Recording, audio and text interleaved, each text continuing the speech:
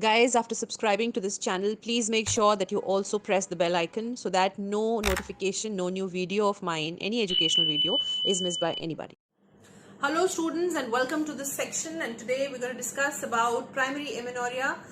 Recently I actually posted one of my case discussions on primary and secondary amenorrhea, and there was a demand on a conceptual class, so that in short and crisp I can just describe to you the funda behind primary amenorrhea. See, this is not a very oft seen case in your institutes, but nevertheless when it comes, you got to know these discrete points about it, because it's a very flowy diagnosis. It's not very difficult to understand the cause behind it, because usually things are pretty discrete and pretty obvious right there in front of you. All you have to do is do it, scrutinize it properly.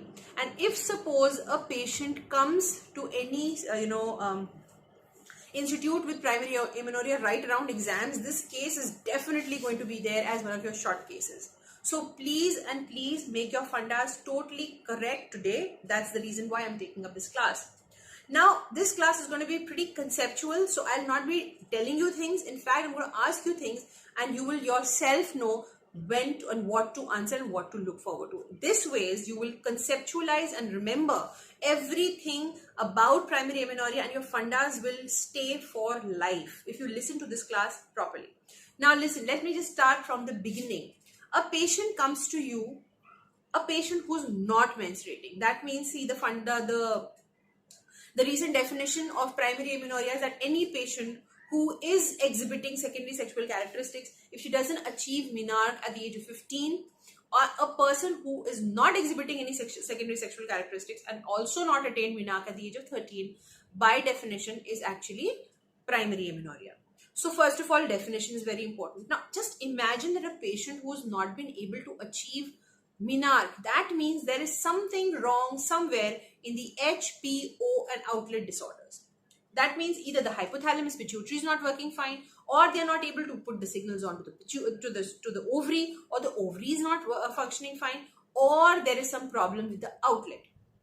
With this funda, we'll begin today's class. Hypothalamus releases gonadotropin releasing hormones. Finally, the pituitary is stimulated to release FSH, LH. They, on the other hand, they stimulate the ovary to release estrogen, progesterone. Estrogen primes the uterus, progesterone leads to secretory phase, and finally, both these hormones, when they decrease, menstruation takes place, provided there is an outflow patent system. There is no obstruction to the outflow. That is the funda of your menstrual cycle, which everybody knows. So where are we falling short in understanding primary amenorrhea? Let's now begin with the fact and conceptual part of this particular topic. Now, first of all, when a patient walks to you, complains to you that I've never not been able to achieve menarche, the second most important thing what you like to see is whether there are any secondary sexual characteristics. That means whether she's got breast development is there or not. If there is breast development, whether axillary hair, pubic hair are also present or not. And above all, the Tanner staging. Sometimes, the breast and pubic hair development is there, but the Tanner stage is very early on. Tanner stage 1 or Tanner stage 2, you can't even say whether there is actually secondary sexual characteristics. Looks like some priming has taken place, but it's not actually up to the level of a 16-year-old girl. So anyways, this is called Tanner staging, and Tanner staging, mind you, will always be asked to you. It's very confusing, more confusing because you don't get to see many cases and you don't get to document it very often, so the practice gets lost. So there is a class I've made on puberty in which I've described specifically about the Tanner staging. Please go and watch that class, because once you've seen that class, Tanner staging is going to remain in your mind always. It's a very flowy way in which you can remember Tanner staging. There's going to be no confusion. It will take a lot of time to understand what is Tanner stage 2, what is 3, what is the difference between 3 and 4, what is the difference between 2 and 3, but it's very nicely given, you will never forget it. So that's Tanner staging. The other very important, which I remembered over here, is hirsutism, Ferriman-Galway scoring. Another little confusing thing, how many sites to see, what is 0, what is 4, which is the maximum, which is the minimum, what is in between, how do we know whether it is 2 or how do we notice 3. So that also I've described in the class which I've recently taken, that is pubertal aberrations. Now, coming back to the topic. So when a patient walks in, describes this problem, After you've defined, okay, fine, she is one of the candidates for primary amenorrhea, the most important thing, even right now, even in the definition, is secondary sexual characteristics. So you have to notice whether she has got any secondary sexual characteristics or not while you're examining her, of course. And you can ask her also whether, there was any breast budding, breast mount, development of breast, do you have axillary hair, do you have pubic hair. And of course, when you're examining that time, you'll do the Tanner staging, but you will ask her in your history, and by then we'll move forward. So just imagine, suppose the patient has secondary sexual characteristics, maybe an early Tanner staging, let's say Tanner staging 2. What does it tell you? Think about it. A secondary sexual characteristic development, what does it tell you? Well, it tells you that estrogen has been there in the body. Either it is currently there, or it was there, it did its effect. Now it might not be present because of premature ovarian failure, whatever may be the reason. But estrogen has already been there in the body of this patient. That means most likely the HPO axis was working at some point in time. And now the question arises on the outlet disorder. That, thing should be there in your mind, should strike your mind.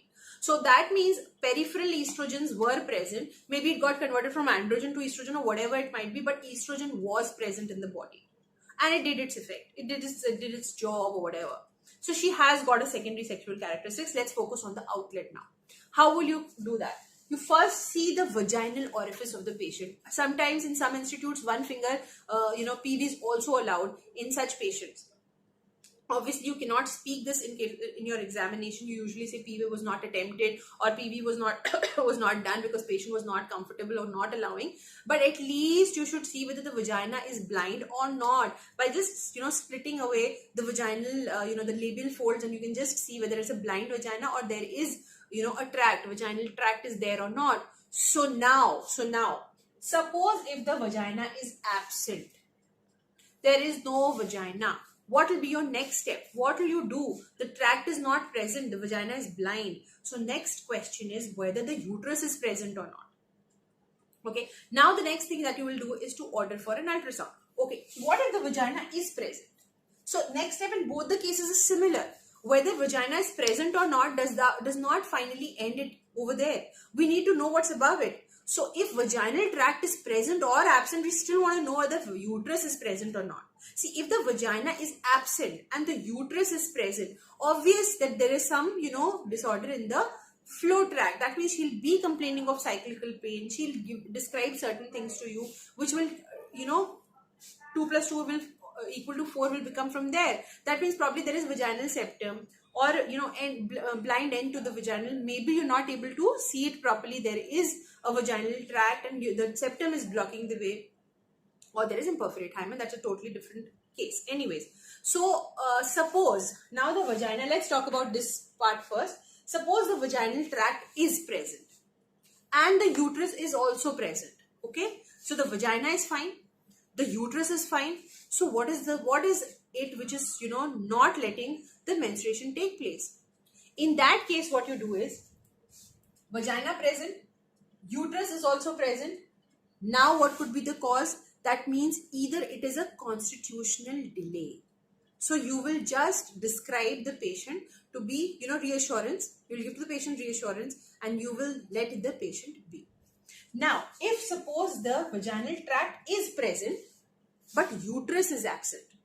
So the vaginal tract is present and the uterus is absent. That means Mullerian agenesis, some part of, because lower part of vagina is present. Okay, that is developed separately. You should know that fallopian tube, uterus, cervix and upper part of vagina, all are derivatives of the Mullerian duct. That's called Mullerian tract. So if Mullerian, insensitivity or Mullerian agenesis is there, that means uterus will not be present. Some lower part of vagina might be present. So it's either Mullerian agenesis or it is androgen insensitivity syndrome. In that case, mind you, if it is androgen insensitivity syndrome, the physiology is totally different. The pathophysiology is totally different. That means that patient is not a male. The patient is actually, the patient is not a female. The patient is actually a male. But there is androgen insensitivity syndrome. That means the androgen is not able to act on the peripheral organs, as a result of which There is no beard, mustache, any secondary sexual characteristic of a male. Finally, what you see is actually a phenotype of the female, because androgens are getting converted into estrogens, and estrogen is showing its effect as a phenotypical body of a female. So the next step over here in this case will be karyotyping, which will tell you whether it's a male or a female, obviously telling you whether it is, your Mayer-Rokitansky-Kuster-Hauser syndrome, that is Mullerian agenesis, or it is androgen insensitivity syndrome. All right, this part. Okay, then we come to this part. Vagina is absent, and now let's talk about uterus. So vagina is also absent, uterus is also absent.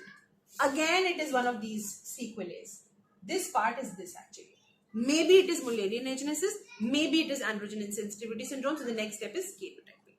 But vagina is absent, uterus is present.